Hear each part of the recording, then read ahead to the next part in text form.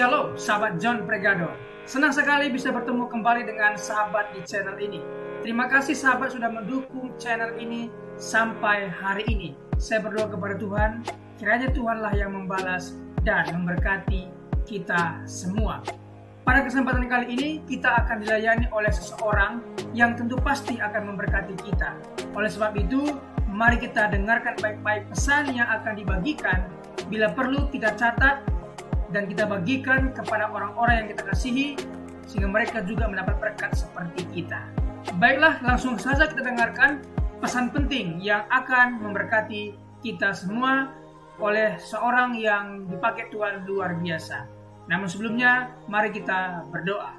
Tuhan, terima kasih buat kesempatan kali ini kami akan mendengarkan sesuatu pesan yang sangat penting yang tentu pasti akan memberkati kami. Berkatilah hambamu ini, anakmu ini, sehingga boleh menyampaikan isi hatimu dengan baik, dan berkati pendengar setia John Pregador. Terima kasih Tuhan, kami siap mendengarkan pesan penting ini. Demi nama Yesus. Amin. Shalom sahabat, senang berjumpa kembali dengan sahabat di channel ini. Hari ini kita akan membahas satu tema, yaitu mengapa Tuhan membela bangsa Israel.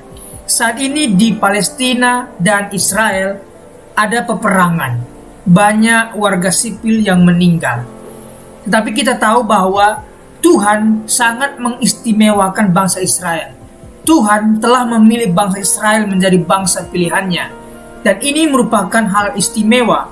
Dan Tuhan tidak tahu apa alasannya begitu mendalam membela bangsa ini. Oleh karena itu, mari kita cari tahu mengapa Tuhan sangat istimewakan bangsa Israel dan mengapa Tuhan atau apa alasan Tuhan yang mendalam dalam membela bangsa ini. Sejarah bangsa Israel, berulangnya penindasan. Bangsa ini sudah berulang-ulang kali mengalami penindasan dan juga mengalami kekerasan dan ketidakadilan. Serta banyak bangsa ini berdoa kepada Tuhan. Dan tentunya Tuhan mendengar doa bangsa Israel karena doa orang yang tertindas besar kuasanya. Dari perbudakan di Mesir hingga penjajahan Babilonia, bangsa Israel menghadapi tantangan dan penindasan yang menguji iman mereka. 2. Pemimpin yang istimewa.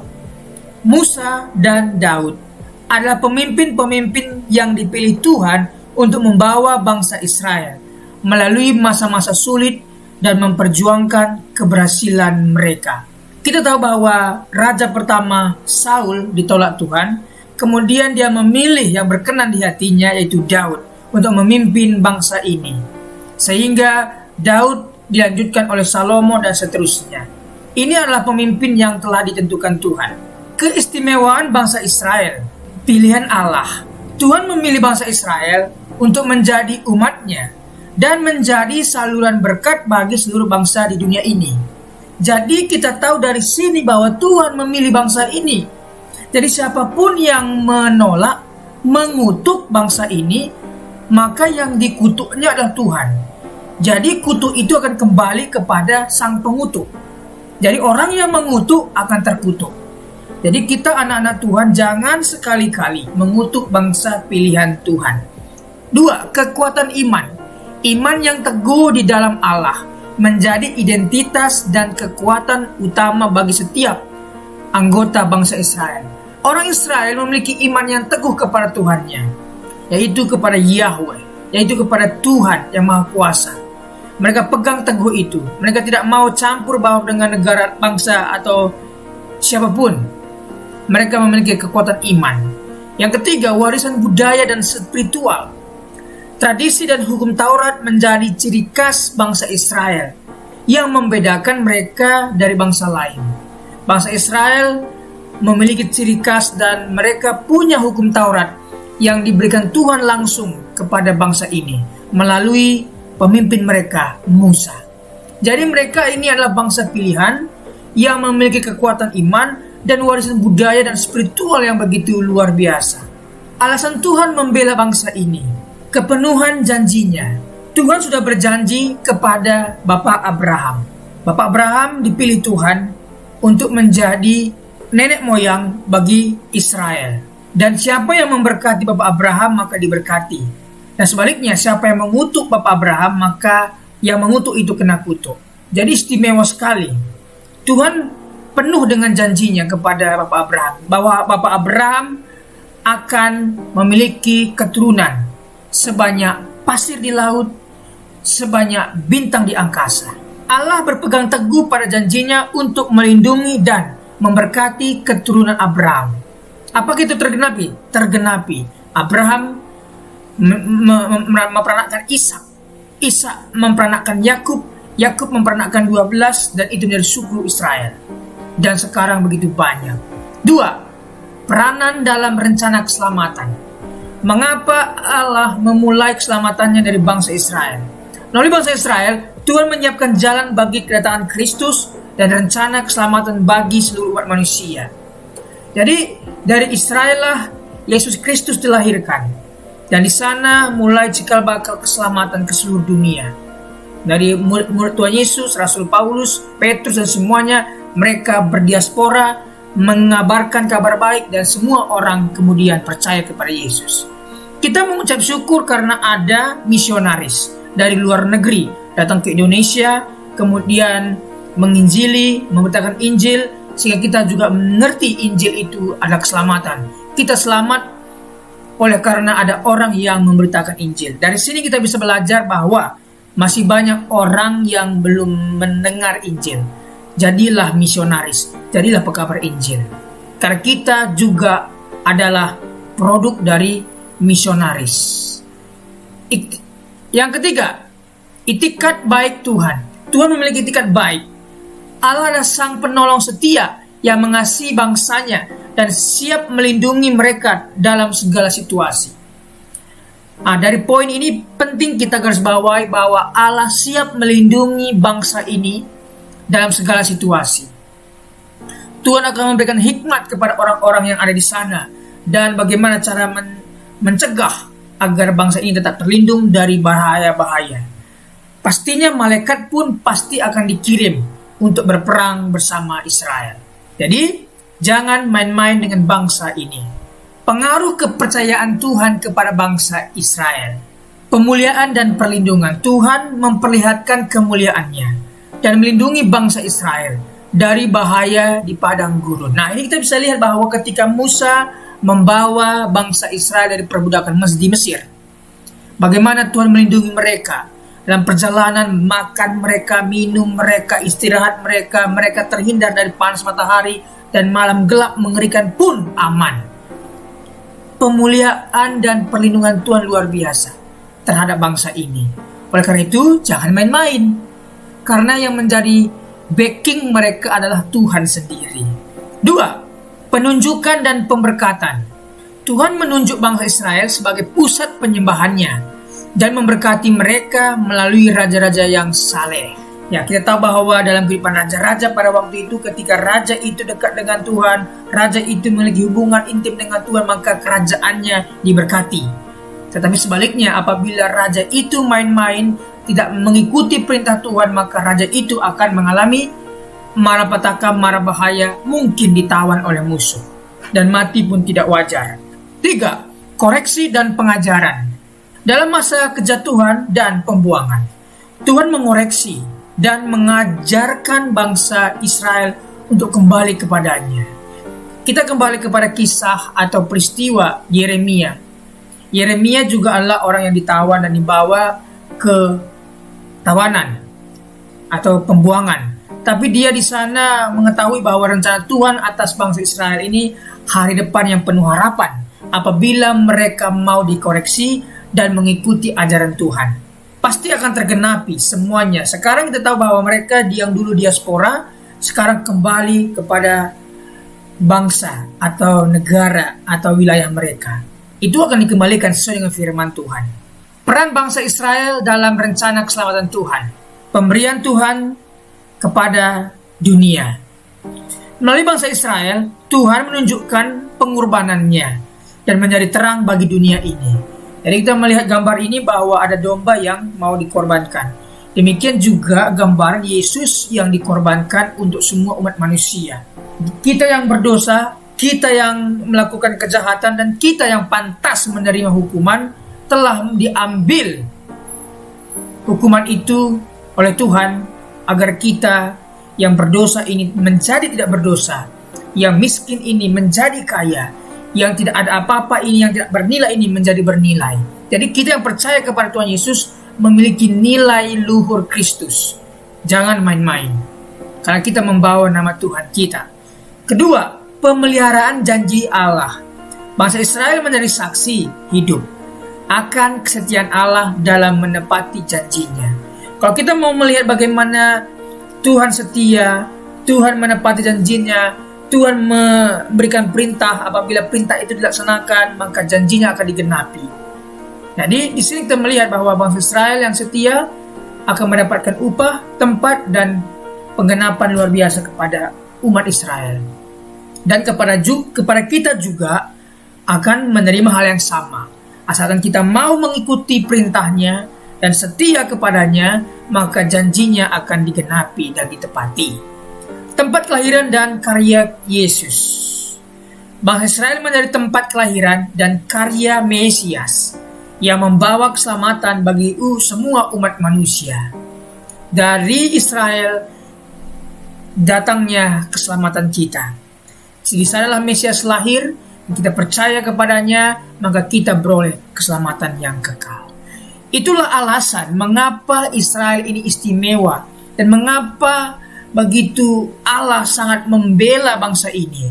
Karena ini adalah biji matanya, ini adalah bangsa pilihannya, ini adalah jalur jalan keselamatan bagi umat manusia dari Mesias.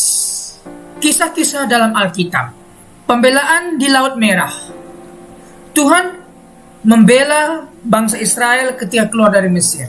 Saat itu kita tahu cerita bahwa mereka dihalang oleh Laut Merah.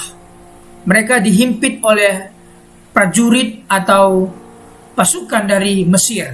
Mereka di tengah-tengah terhimpit. Dan apa yang terjadi? Tuhan membelah Laut Merah untuk menyelamatkan bangsa Israel dari pengejaran Firaun. Luar biasa, mujizat yang luar biasa. Laut Merah terbelah dan bangsa Israel boleh melalui atau lewat dari pengejaran dari Firaun. Berikutnya, keajaiban dalam gurun. Tuhan memberi makanan dan minuman kepada bangsa Israel dalam pengembaraan mereka di gurun selama 40 tahun. Bayangkan 40 tahun perjalanan dari Mesir ke tanah perjanjian. Mestinya gak seperti itu rutenya. Tetapi karena tangkar tengkuk, karena tidak dengar-dengaran, karena melawan pemimpin, Tuhan memperhambat. Jadi kalau ketika diproses, kita protes, diproses, kita ngambek, kita tidak sungguh-sungguh, maka itu akan memperlama kita mencapai tujuan. Seperti halnya bangsa Israel ini, mereka seharusnya 40 hari nyampe. Tetapi karena tidak dengar-dengaran, pemimpinnya pun bicara mereka gak mau dengar, akhirnya memperlambat mereka untuk masuk ke tanah Kanaan. Berikutnya, penaklukan Yeriko. Tuhan membantu bangsa Israel memenangkan pertempuran dan menaklukkan kota Yeriko. Wow, kota Yeriko luar biasa ya.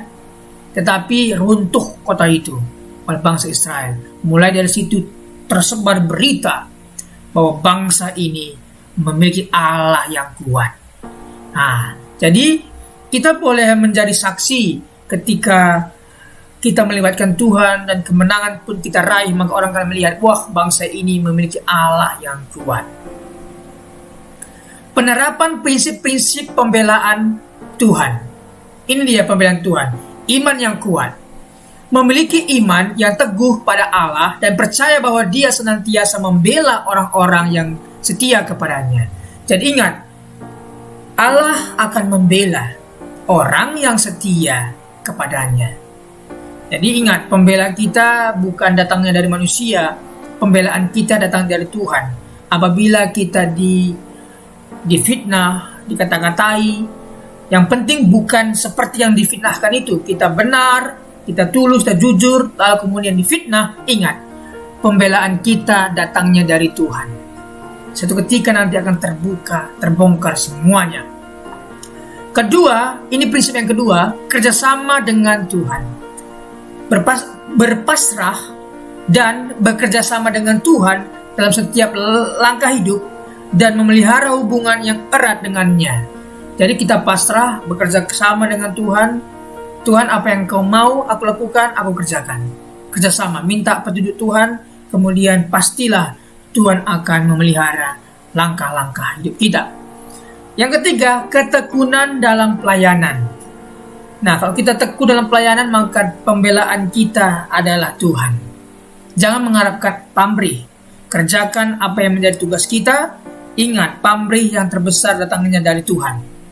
Pujian yang layak kita terima datang dari Tuhan. Kalau kita hanya mencari pujian, maka di dunia sudah selesai.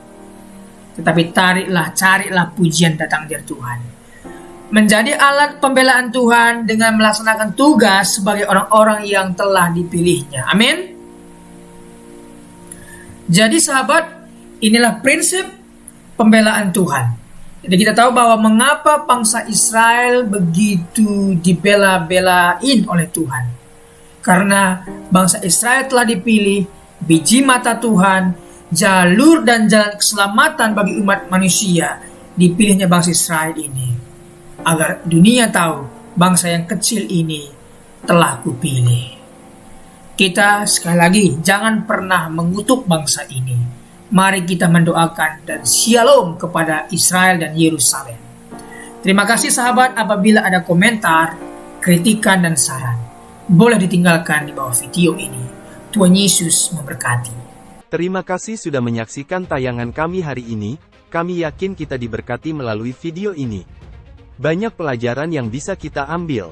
Catat, renungkan dan aplikasikanlah dalam kehidupan kita. Sahabat, dalam hidup ini, kita selalu diperhadapkan dengan pilihan-pilihan, mau memilih buruk atau baik pasti ada konsekuensinya yang akan kita pertanggungjawabkan di kemudian hari. Oleh sebab itu, firman Tuhan tegas mengatakan dalam Matius 12 ayat 36 setiap kata sia-sia yang diucapkan orang harus dipertanggungjawabkannya pada hari penghakiman. Ibrani 4 ayat 13. Dan tidak ada suatu makhluk pun yang tersembunyi di hadapannya, sebab segala sesuatu telanjang dan terbuka di depan mata Dia, yang kepadanya kita harus memberikan pertanggungan jawab. Oleh sebab itu kita harus senantiasa menjaga hidup kita sebaik-baiknya. Jangan sampai Tuhan mendapati hidup kita tidak ada bobotnya. Dengan terus menempel pada Tuhan, tekun mengikuti setiap firman rema yang Tuhan sampaikan, hidup kita akan senantiasa diisi oleh kebenaran. Terima kasih sahabat sudah mengikuti dan menyaksikan tayangan kami hari ini. Saya yakin dan percaya kita pasti diberkati melalui tayangan hari ini. Sahabat, bila diberkati dengan tayangan kami, marilah kita dengan murah hati share video ini kepada teman-teman kita yang lain, agar mereka juga tidak kehilangan informasi dan mereka juga diberkati. Diberkati untuk memberkati. Sahabat John Pregador, banyak sekali pelajaran yang kita bisa ambil dari sesi hari ini. Catatlah baik-baik poin-poin yang telah disampaikan, simpan dalam hati, dan diaplikasikan dalam kehidupan sehari-hari. Saya yakin dan percaya itu bisa menjadi pelajaran dan rema buat kita, sekaligus membuat kita bijaksana dan bertanggung jawab dalam menjalani kehidupan ini. Sahabat John Pregador, apapun yang terjadi dalam kehidupan ini, tetaplah percaya kepada Tuhan, bersandar kepada Tuhan, pegang firman Tuhan. Karena firman Tuhan adalah pedoman hidup kita, yang menuntun kita kepada jalan yang benar, yang membawa kita kepada keselamatan yang kekal. Jadi sahabat, mari kita mempergunakan waktu ini sebaik-baiknya. Selama hidup, selama masih diberikan kesempatan untuk berkarya, mari kita beri yang terbaik kepada Tuhan. Sahabat, apabila engkau dalam kesusahan, ingatlah firman ini. Marilah kepadaku semua yang letih lesu dan berbeban berat, aku akan memberikan kelegaan kepadamu. Pikulah kuk yang kupasang dan belajarlah kepadaku, karena aku lemah lembut dan rendah hati, dan jiwamu akan mendapatkan ketenangan. Diberkati orang yang mengandalkan Tuhan, yang menaruh harapannya kepada Tuhan. Ia akan seperti pohon yang ditanam di tepi air, yang merambat akar-akarnya ke tepi batang air, dan yang tidak mengalami datangnya panas terik, yang daunnya tetap hijau, yang tidak khawatir dalam tahun kering, dan yang tidak berhenti menghasilkan buah. Janganlah takut, sebab aku menyertai engkau. Janganlah bimbang, sebab aku ini Allahmu. Aku akan meneguhkan, bahkan akan menolong engkau. Aku akan memegang engkau dengan tangan kananku yang membawa kemenangan. Sebab aku ini mengetahui rancangan-rancangan apa yang ada padaku mengenai kamu. Demikianlah firman Tuhan, yaitu rancangan damai sejahtera dan bukan rancangan kecelakaan, untuk memberikan kepadamu hari depan yang penuh harapan. Tuhan memberkati engkau dan melindungi engkau. Tuhan menyinari engkau dengan wajahnya dan memberikan engkau kasih karunia. Tuhan menghadapkan wajahnya kepadamu dan memberikan engkau damai sejahtera. Tetaplah berpegang pada janji Tuhan. Diberkati sahabat John Pregador dimanapun berada. Pekerjaan apapun yang sedang dikerjakan, Tuhan buat berhasil. Darah Yesus bukan dalam berkat, keberuntungan, keberhasilan, masa depan yang penuh harapan diberikan Tuhan kepada setiap pendengar setia John Pregador. Terima kasih, Tuhan Yesus memberkati. Mari kita berdoa. Tuhan Yesus, terima kasih buat hari ini. Kami percaya setiap hari adalah hari yang baik Engkau berikan kepada kami. Dan hari ini pun kami merasakan kebaikan Tuhan dan tidak ada alasan kami untuk tidak mengucap syukur. Terima kasih sepanjang hari yang Tuhan berkati. Terima kasih renungan kabar baik yang sudah kami dengar hari ini. Diberkatilah kiranya semua pendengar setia John Pregador. Dibukakan jalan berkat, jalan keberuntungan, keberhasilan mereka. Pekerjaan mereka berhasil dan beruntung. Keluarga mereka diberkati oleh Tuhan. Terima kasih Tuhan Yesus. Pertemukan kami di hari-hari berikutnya dengan keadaan sehat dan baik, diberkati oleh Tuhan Yesus. Terima kasih buat pembicara narasumber hari ini. Diberkati pekerjaan, usaha, bisnis apapun yang mereka kerjakan. Tuhan buat berhasil dan beruntung. Terima kasih Tuhan Yesus. Demi nama Tuhan Yesus kami berdoa dan mengucap syukur. Haleluya. Amin.